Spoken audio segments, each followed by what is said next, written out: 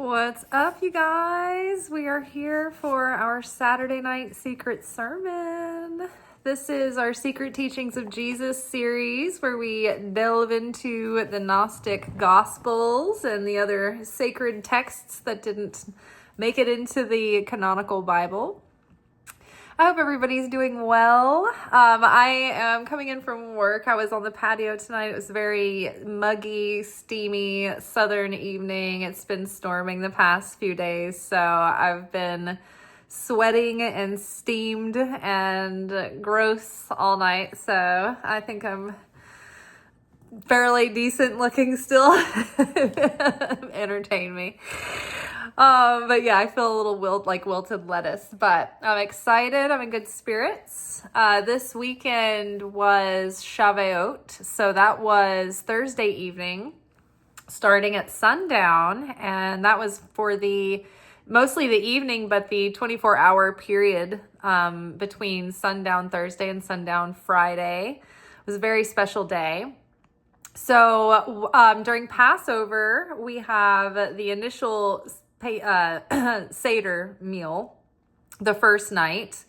And then there's like a fast for 8 days. And then it ends Passover, but then that begins the counting of the Omer, which marks the period of time between the parting of the Red Sea, which is the parting of the Red Sea is the final day of Passover. And the 49 days in between represent the journey that the Israelites walked through the wilderness until they arrived at Mt Sinai. And then on the 50th day, God came down to present the Torah, his bride, to the Israelites, his beloved. So it's a holiday that is observed. So the Torah was given at night.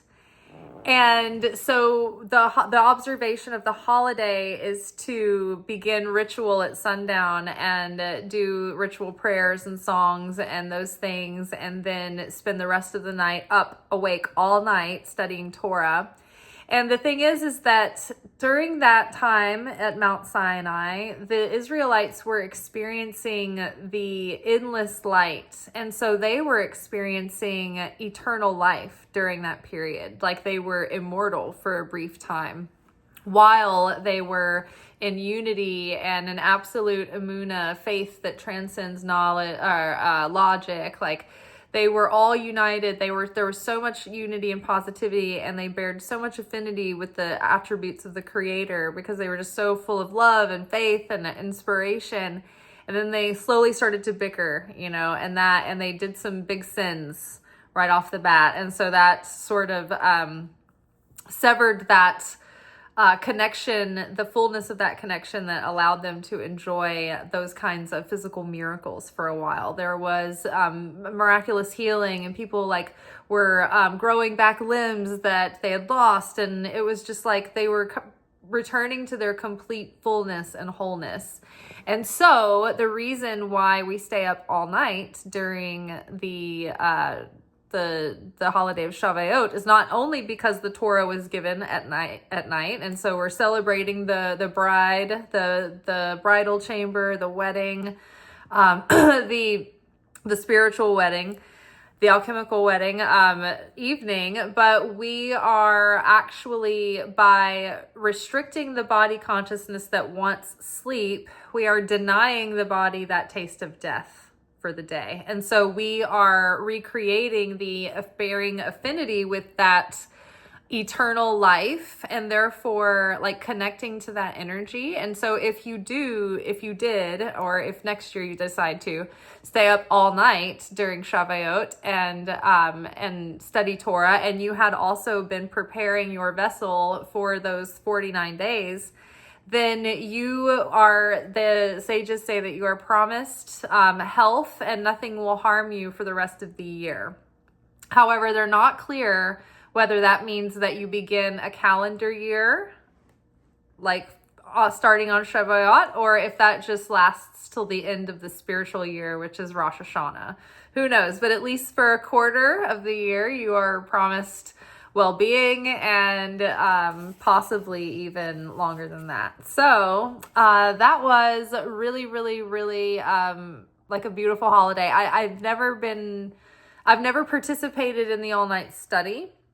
This was my first year doing that. And then the next night was Shabbat, which I participated in that Shabbat streaming as well. But the all-night Torah study was great because several of the different teachers gave lectures. And so there was so many good, profound, like each person had like one amazing takeaway. And so I've been watching the replays, and I want to go back and just watch them again in the morning and take notes so that I can keep that knowledge and wisdom to share with you guys, because there's so many good points. But today we are actually here to get back into the Gospel of Thomas, and we're going to circle back to verse 15, the saying 15, and we're going to cover that one a little more in a part 2. I think last week I had something going on Saturday. So the last episode we had was the Gospel of Thomas, saying number 15. So I wanted to go back and revisit some thoughts there. And also an announcement. So during Shavuot, the day of Shavuot, I had gotten the publication for my Substack prepared. And I wanted to make like the first video, the first introduction, the kind of welcome and orientation of what to expect from, and you know, what I hope to do with that publication. And so I made that video that day, and so I'm really excited about it. I haven't like edited it and everything yet, but I got it in the can, and I'm so excited that that's going to be launching soon. It's a really long time coming, and so I'm very, very thrilled about it. And we're going to be going into more of these Gnostic Gospels, doing Bible study on Old Testament, New Testament, the Zohar, all kinds of things, the lost books of the Bible, anything of that nature. We're gonna cover those materials. So I'm super, super psyched. Dead Sea Scrolls. So lots of exciting things. All right.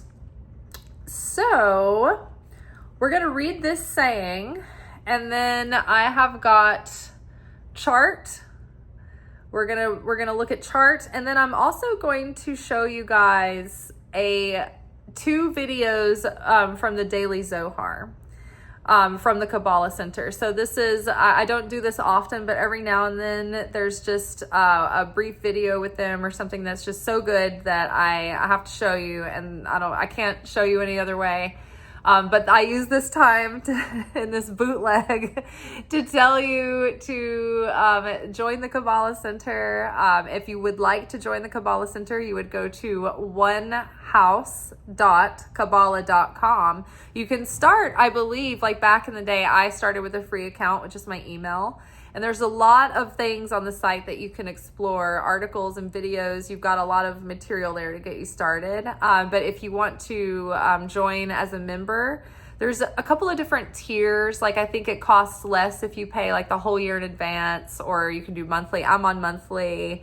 But I have, there's also a Karen Berg Scholarship Foundation. If you decide that you've taken one or two Kabbalah classes, you can apply at any point, but I would say get in there and try one of the Zoom classes first. Usually Kabbalah 1, they used to do pay what you can for Kabbalah 1 and 2, but I'm not sure what the rules are now.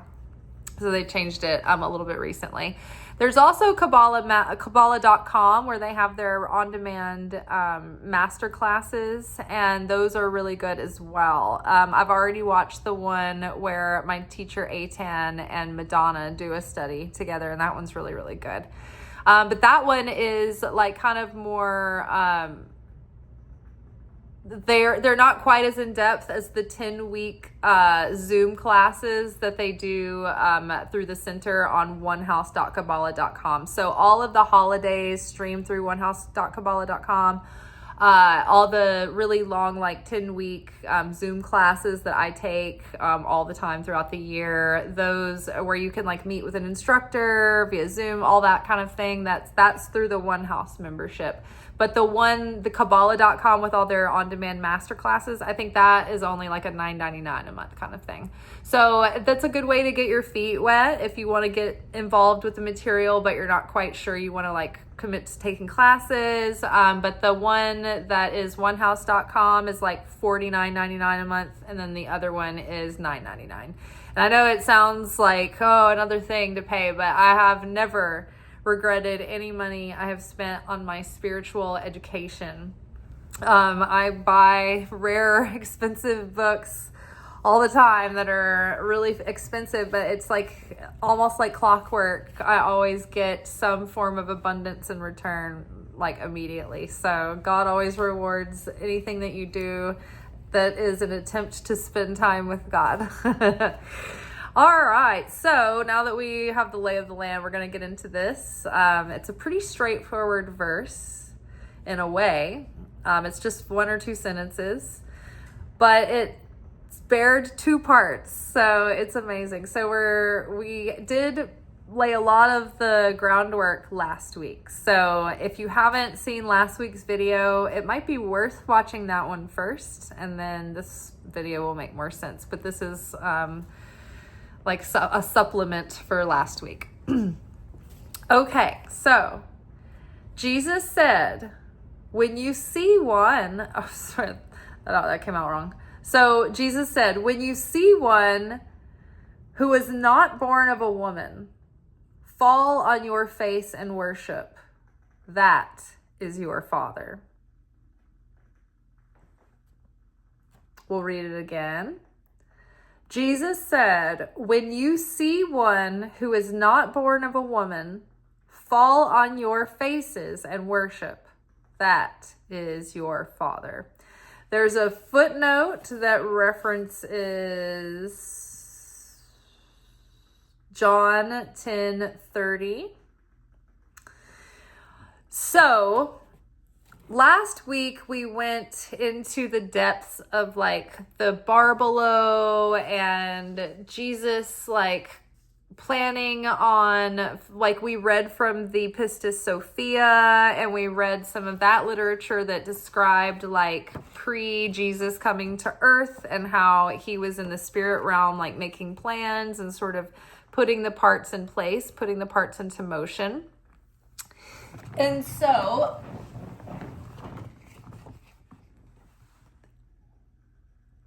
all of that will set this up to make more sense. But we have seen the chart. This is the tree of life. And this is like the blueprint of all of reality. And it's a blueprint of the attributes of God. And it's a blueprint of the dimensions of consciousness. And it's a map of the layout of the human soul. It's a microcosm and a macrocosm. So these 10 circles represent 10 dimensions called 10 Sphirot. And the top three here are called the Primordial Triad. No, the Supernal Triad. The point here, Keter, the crown, is the first entry point at which the light starts to break through from the endless. This is the most abstract form of the light of the Creator. It comes in its absolute fullness and wholeness with no form and no structure. Just the light is coming through. The light becomes like a fire burst or like this unadulterated raw energy, like it's physicalized in the form of like pure energetic force, right? Unadulterated dynamism with no form. Again, no form, no shape. Even like with electricity, it has like a measurement. You can measure it, right? This is completely unmeasurable. So it's just this pure potential of matter, like energy that hasn't been shaped into matter yet. So it's pure potentiality. So this is the crown. This is the divine masculine, or the father, the cosmic father. And over here, this is the divine feminine, the cosmic mother, through which all things are born.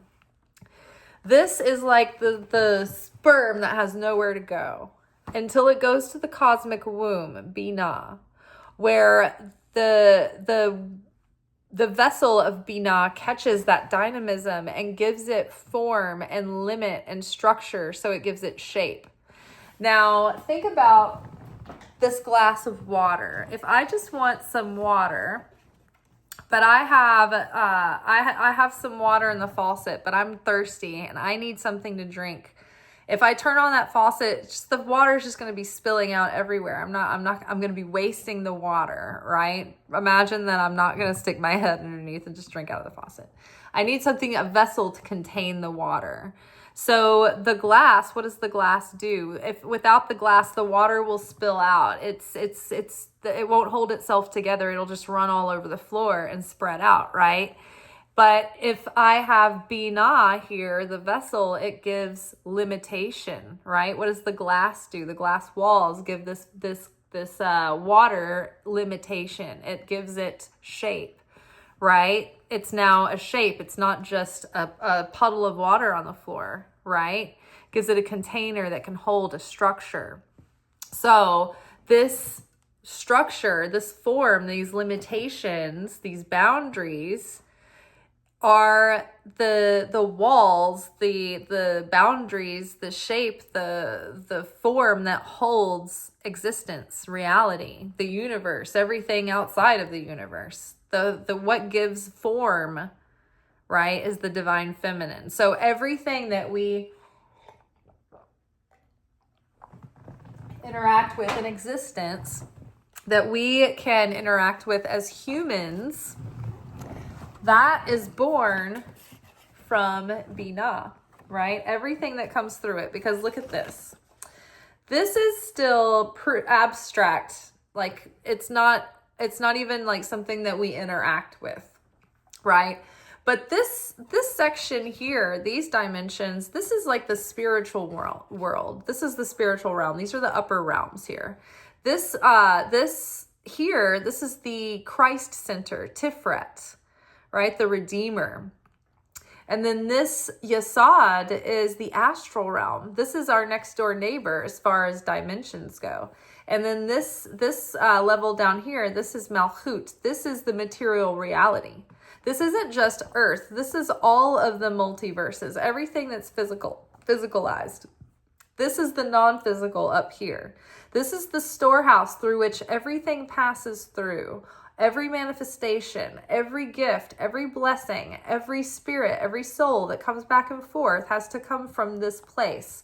This is where the Garden of Eden was until the fall of mankind, right? And they were kicked out of the garden, right? So this is where the Garden of Eden is. It wasn't a physical place on earth. Then Adam and Eve took on skins of clothing, or clothing of skins, flesh suits, and fell to the physicalized realm, okay? Just to give you a little orientation. So everything in existence has to come from Binah, the cosmic mother. The cosmic mother, the womb that gives birth to everything else that flows through, right? So we have that in our mind. All right, so let's read that verse again. So you can see the chart. So Jesus said, when you see one who is not born of a woman, fall on your faces and worship. This is your father. Now, if Jesus comes from here, or this is the center that Jesus governs, like Jesus is the chariot of this dimension. Jesus said, I am in the Father and the Father's in me. I and the Father are one. We're one and the same, but they're also separate, right? Father, the Son, and the Holy Ghost. The Holy Ghost is the Shekhinah. It's the feminine spirit of God. So the Father, there's the cosmic Father, but this is not the all Father, because this is a part of God. So like if this is the light, the Creator's light, and it's fully abstract form, and this is after the cause, then where's the Father? Where's the ultimate Father? Where's the ultimate God? It's the endless up here. So these are the three negative veils, or the three veils of negative existence. This is not even in the realm of existence down here. And so there's this place there's this endlessness, this endless light that has no limit. It's just eternal. There's no stopping. There's no starting point. There's no beginning. There's no end. It is endless, timeless, ever-flowing, everlasting. There's no limit, no limitation. It is infinite. So that light, that is where the Father is. So if you see one who was not born of a woman, then fall on your knees, because that is the Father, right? The Father is the only thing in this existence that didn't come from Binah. Binah is the storehouse of all blessing. So I've got some notes that I wrote down about that. So let's see. Not born of a woman is your Father. Keter, Ein Sof, is the Father, ever emanating from the endless, from nothing, from no end, no thing, right? So the source of all sources, everything springs from the highest source, which itself did not come from anything or anyone. It did not originate by passing through. Eternally exists in as the endless. So the rest of creation was born of Binah, Ima, the supernal mother, and the material realm through Malchut, the fertile mother or the inferior mother. So the superior mother, and then she's also the infertile mother, because she doesn't give birth to anything physical immediately, right? She is Binah, right? This is the higher supernal mother. Mother superior, right? When you see the nuns and they've got the highest rank, they're like Mother Superior. They're named after Binah. This is Ima. This is Abba, Father, right? This is like the Father, like the, lesser than the highest Father, right? And so this is the lower mother. This is the material mother that gives birth to material reality, right? So this is the mother that, how we call Earth, Mother Earth. This is like Mother Earth, but it's Mother Material Realm, right? It gives birth to material space and time. It's also the bride of Christ, right? We've been learning this week, if you have been watching the other videos, we've been talking about how God's bride is the Torah, right? The divine feminine, God's bride, the queen, is the Torah. Then Christ's bride. So if God and the Torah are united and give birth to Christ consciousness, and Christ comes to the world, then we are the bride of Christ. And when we take the Christ in and accept the Christ, right, like a bride would in the bridal chamber, taking in her king, literally, then we take on that Christ consciousness and we give birth to new consciousness, new actions, a new way of being in the world. Our fruits are our deeds, right? We have Christ consciousness, and therefore we are. It's like we can't have Christ-like deeds and live like Christ before we have Christ consciousness. The consciousness is the seed. The consciousness precedes the action. It precedes the manifestation. The thought precedes the manifestation. And everything is present within the thought. Everything, every possibility, every potentiality. It's like the thought itself has not been physicalized. Therefore, it's limitless. It's endless potential, right? So we have that affinity with the Creator in that, where when the Creator isn't made manifest in any kind of physical way, in any kind of physical consciousness, or any kind of structured consciousness, or any kind of label or image or category or attribute. There's no definition on the creator up here. Just complete endlessness, endless light, right?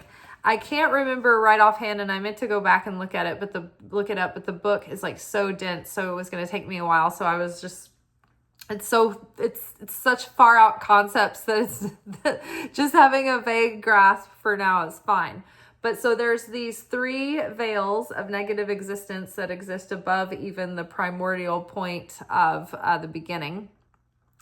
And that is the endless light. So there is like an endless light, and then there's like an endless sort of like nothing, and then there's the absolute. It's like the endless light, the void, or it's like the endless light, the nothingness, and then the sea of darkness, or each place has its own set of names. There's like several names that are associated with both. So it's like endless light, endless unmanifest, and then there's like an absolute void, nothing, the absolute.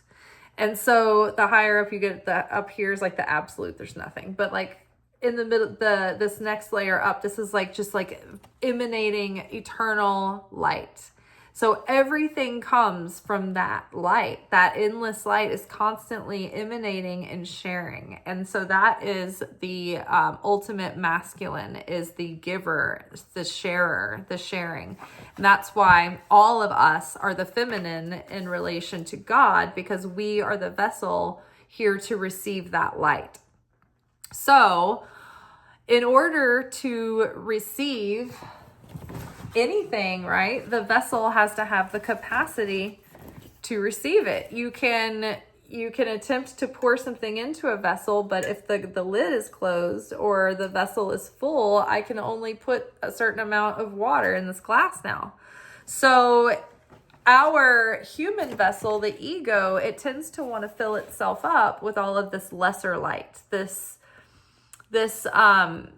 instant kind of cheap fulfillment that we get from, the highs of the material pursuits of this world, whether it be a snack or some drugs or something that we bought today, or watching another show, or, meeting a new person that strikes our fancy, like whatever it is, we're connecting with the light of the creator, but we're focused on the vessel and not the light underneath and where it's really coming from. And so that focusing on the vessel, it's like highs and lows. Like it leaves us, it kind of crashes us and leaves us hungry again, thirsty again, needing that next hit of light. Whereas when we connect with the endless light, there's no hangover, there's no come down, there's no, food coma, nothing. We're not wanting again. We're just fulfilled and satisfied. However, we have to empty our vessel of the lesser fulfillment, right? Which involves emptying ourselves of the ego. And so in order to do that, it's a process. But the point being is that we want to be stripped of everything that's giving us this short-term satisfaction, this lesser fulfillment. And that way we have absolute desire and hunger and determination to get the higher fulfillment that's going to be fully sustaining, right? When Jesus was talking to the woman at the well, he was like, pour me a drink of water. And she was like, I can't remember how the exact conversation went, but they were talking back and forth and Jesus was trying to bait her into a conversation. And she was like, she said something sassy to him. And he said, if you knew who I was, you'd be asking me for a drink. Cause he was like trying to get her to give him some water, but she was like, you shouldn't be asking me. I'm a Samaritan woman. Like I'll defile you or whatever. And he was like, can we just give me a drink of water? And he was like, if you knew who I was, you'd be asking me for a drink. And so anyway, a little bit later in the conversation, he said, I can give you water. See, the water that you drink here will leave you thirsty again, but the water that I give you, you will never be thirsty again. And he says something about food. I think later in that same like scenario, the disciples come back and they're like, do you want some food? And he's like, I have food that you don't understand, that I will never be hungry. I can give you food that will fill you and you will never be hungry again. And so the true light, the upper light, the higher light is what gives us that immortality. It's what gives us blessing and wellness and well-being and abundance and inner peace and fulfillment. And it helps us literally be in a vibrational state that helps us align with that cosmic flow that allows us to channel miracles. Because when we're in affinity, a vibrational match with the Creator, then we unite with the Creator and we bind ourselves to that power and that flow of God. God being the only real source of anything, right? Because everything, imagine that all of these are like cups and they get filled with the light of the Creator like water, and then it spills over into one, and then that one spills over into the other, and then that one fills up and it spills over into the other. And each one contains all the stuff that was in the last cup, right? So it's like these lights, they get more refined as they go through the different attributes, right? They're like getting filtered down and honing in, and they're coming to this crystallization, right? But the point being is that everything that we receive comes from the light of the Creator. There's nothing else. Literally everything that comes to the physical world stops here in the gumball machine before it drops down, right? So every blessing, every talent, every breath we take, the life force that we have, it all originates from the endless light. None of it's really ours. And so what is truly empowering is to come to that conclusion, I'm not doing this on my own. I'm not making this happen. Yes, I have to put my energy into it and I have to be an active participant, but I'm a co-creator. And I am merely a vessel that is here to hold and channel and steward and move the light through. And so when we understand that as well, that opens the flow of blessings again. It strengthens our connection and allows for greater flow. So let's see. Man was made in the image of God.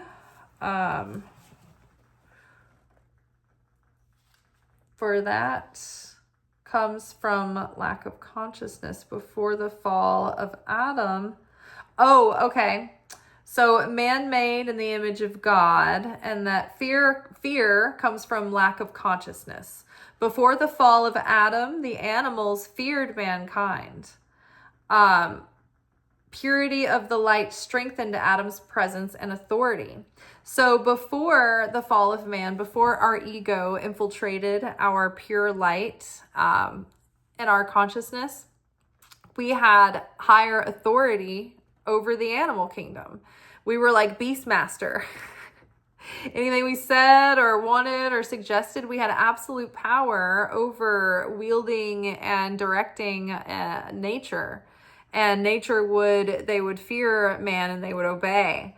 But when we started having fear and judgment and all of those like negative pollutants that have polluted our consciousness, that weakens our authority and it weakens our power as a vessel. So again, the more that we empty ourselves of the ego and of those things that give the ego that instant satisfaction, whether it be seemingly positive or benign things to negative things that give us that negative rush of energy, right?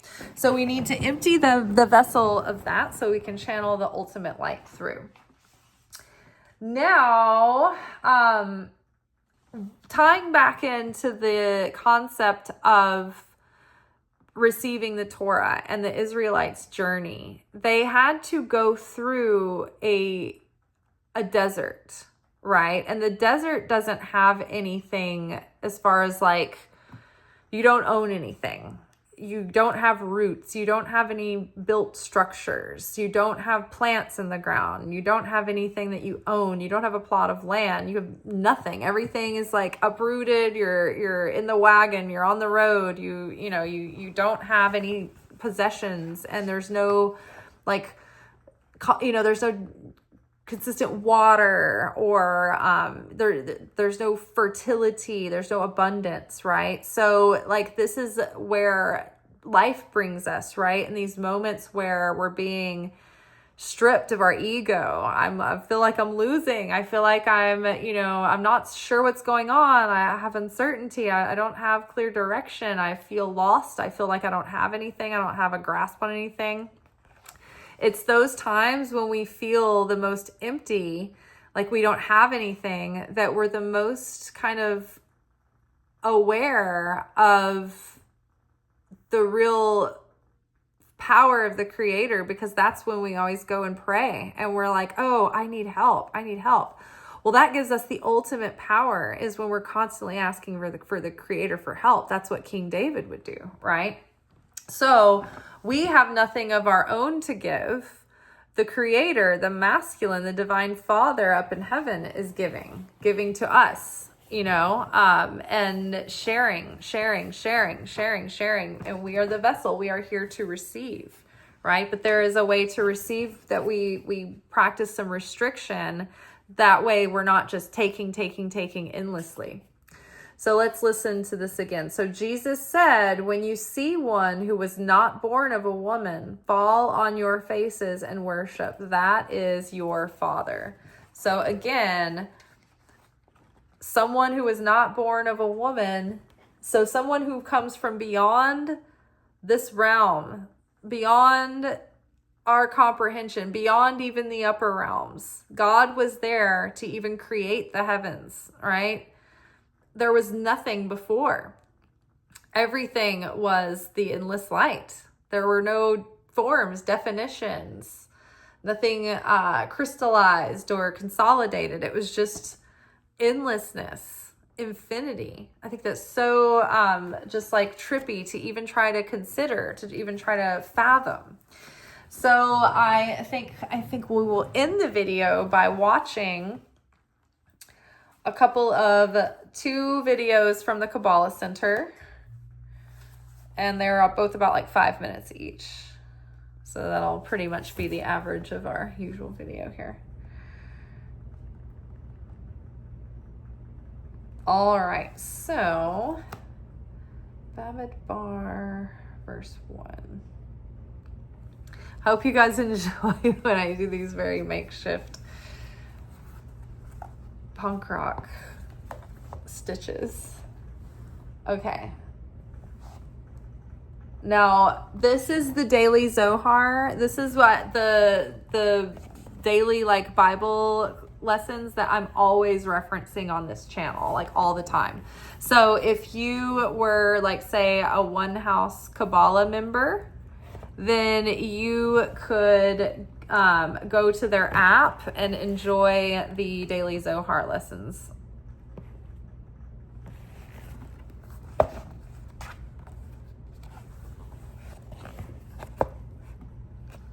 In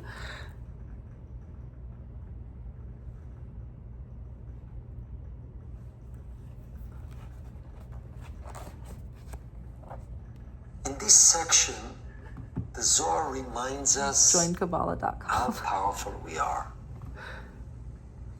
וידבר השם אל משה במדבר סיני באוהל מועד וגומר.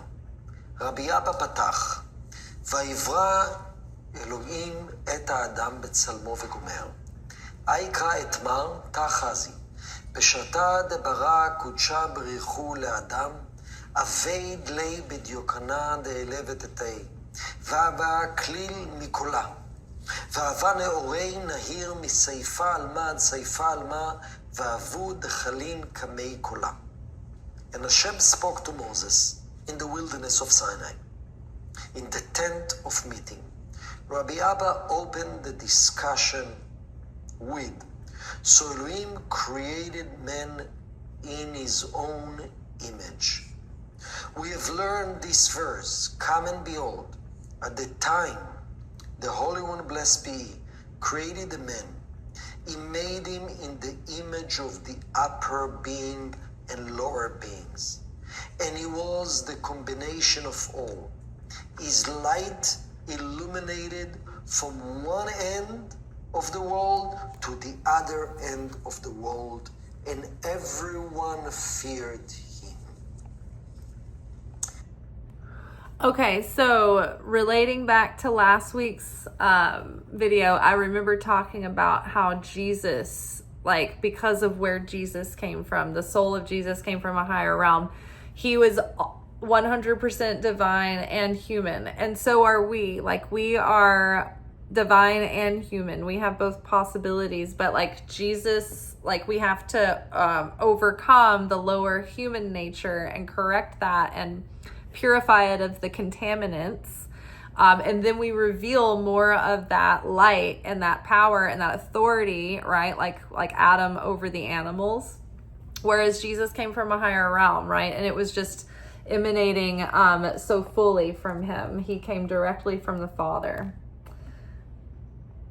And we talk more about like that whole like cosmic trippy stuff, like of the upper realms and everything from last week's video. So go to the 15 This part all 1. reminds us that we were created by the Creator itself. And when the Torah said that men and women were created in the image of God, we're not referring to the physical image, since there's no physical image to the Creator. It means in the attributes of the Creator.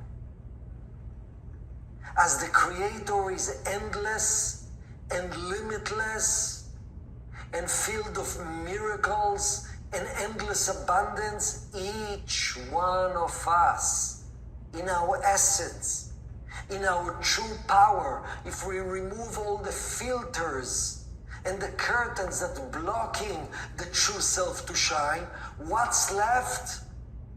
Endless being, without ego, as channels. When the Zohar said initially, before the sin of Adam, in our origin, beneath all the filters, all animals feared Adam and Eve. What does it mean? What is the main lack we all experience on a daily basis? Fear.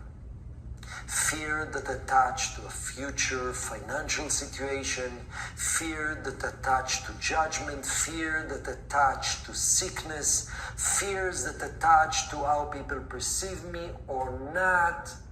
The reason I'm so afraid, because I'm not in touch with how powerful I am. How unlimited my soul and the light that goes through my soul is. Because if I would be in touch, I will be able to feel sense of abundance and security and flow. The reason we are afraid of other things in our life, the reason we are not present in this moment, because I don't feel any of this great light in this moment, so my mind takes me to the past and to the future. When we are truly connecting to our essence, maybe others would fear. Maybe negativity itself will fear us, and not us buying the stories of negativity. So this section is not just wisdom, it's a meditation. Let's open ourselves to know and then to feel how powerful our light is. That's our essence. All right, I thought that was just a good add-on to the concepts that we were thinking about all week and last week, and through these connections here in Thomas. And then this is another verse that I can't remember exactly what this is, but I remembered writing it down, that this was one of the videos that would go with this.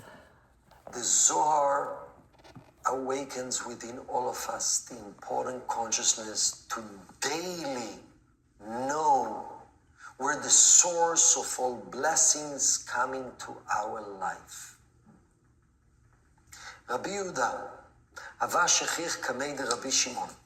אמר לו ישראל, לאן עתר את ברכן? אמר לו, וי לעלמא, דלה משגיחים ולה מסתכלים בני נשא, ביקרי דמלכה הילאה, תחזי. בשעתה דשתכחו ישראל, זכאין כמי קודשה ברכו, ואבו על מין שכיחין בחד אילנה. הילאה קדישה דמזונה דחולה בי. אבה מתברך מעתה דכל ברכן כנישים, בי ובי ענתה דשתלו שורשים. Rabbi Yehuda was present before Rabbi Shimon. He said to him, from where do Israel draw their blessings? He answered him, woe to the world that does not pay attention, and to men who do not observe the glory of the highest King. Come and behold, at the time when Israel are worthy before the Holy One, blessed be He, the walls were in one uppermost and holy tree. This is Zeir Anpin, where all the sustenance is, and it receives blessings from the place where all the blessings were gathered, that is Binah, where it was planted and rooted. Since Mochin of Zeir Anpin were planted in Binah, in the secret of the tree that emanate from one exists in tree. So it tells us that every blessing that we experience in this world first manifests itself in a dimension called Zeir Anpin, which actually, that dimension exists in our soul. It's a metaphysical dimension. Anything, any emotion, any thought, any physical success, it comes from a metaphysical dimension called Zeir Anpin that actually exists in our soul. But where Zeir Anpin receives his energy? From a higher dimension, which is actually above our soul, called Binah, consciousness. Binah, if you count from the bottom, it's the 8 levels, where, as it says, all blessings are rooted there. The Rav Berg used to call it the energy store for all blessings. And Rabbi Shimon Bar Yochai says, woe to the people of the world that do not know and aware where blessings coming from. Because at the moment we believe our senses. Oh. Ah.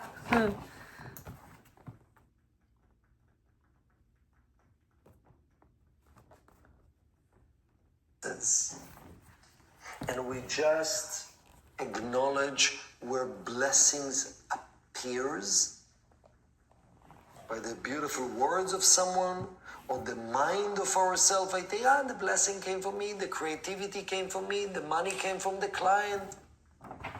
The idea how to achieve success came from a friend. Nonsense.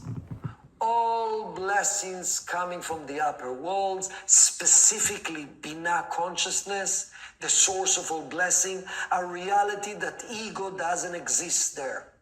In order to be able to tap into Binah consciousness, the source of all blessing, number one, I need to be aware it's already there, is nothing came for me.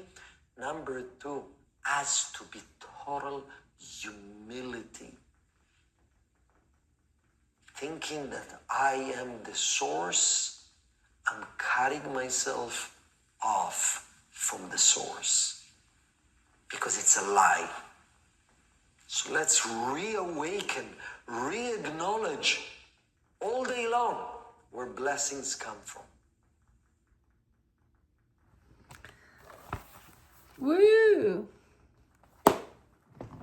All right, y'all. onehouse.kabbalah.com is where you would sign up to be able to have access to the daily Zohar videos. And that is Eitan Yardini. He's a brilliant teacher, little cutie patootie, and he's Madonna's teacher for like 2 decades now. So we'll read this verse one more time before we're out, but I hope that all that information is like a stew that ends up making sense after it sits. And also this video does pair with last week's video. Last week will give you a lot more groundwork to tie all this in with. So Jesus said, when you see one who was not born of a woman, so when you see one that did not come from Binah, and what did we just learn? All blessings, everything that we have in this dimension ultimately comes from the upper supernal womb here, right? So everything, even though we get this from our storehouse, right? This is our gumball machine that drops the gumballs into, you know, our hand down here in the material world. Before that, who filled up the gumball machine? The mother who brought you the gumballs. So everything comes from the creator, right? And this is the feminine aspect of the creator, the nurturing aspect of the creator. So everything flows from here, right? So when you see someone who did not come from here, drop to your knees, because that is the highest force in the universe. If you meet someone who did not come from a woman, if you encounter anything ever that did not come from Binah, drop on your knees, because that came from the highest of highest realms. Okay?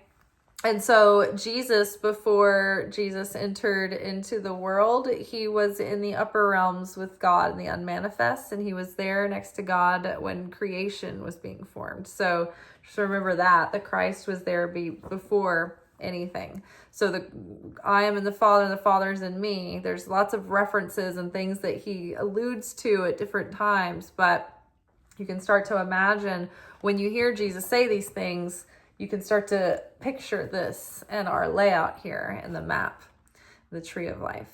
All right. If you see someone if you meet someone who did not come from a woman, who was not born of a woman, then fall on your knees and worship, because that's your father. Binah. Binah is what they're talking about. All right, Yens. Y'all, we will be back together tomorrow for our weekly energy oracle forecast. Jesus said, when you see one who was not born of a woman, fall on your face and worship. This is your father. Love it. Loves it. All right, y'all. Well, I'm excited for what's to come with the Secret Teachings publication. I'll let you know as soon as I post that first letter. And because it's like an email thing, I'm not sure if I can like set it up to where it's like an auto like welcome email, or whether I just like put it in the archives. Substack has been very figured out as you go. And so it's not super clear yet. So that's kind of why I'm like, I'm just going to mention it as soon as I get it launched and up. And then I'll know I'll know my way around everything, but that'll be coming soon. It's like I said, I've got the first video filmed, and then I've got a really beautiful little infographic that I made to go with it that I'm very proud of. And that material is all there. I just have to assemble, compose the email and send it out. So that'll be coming this week. I'm excited. I'll let y'all know. All right. Peace be with you. Ciao.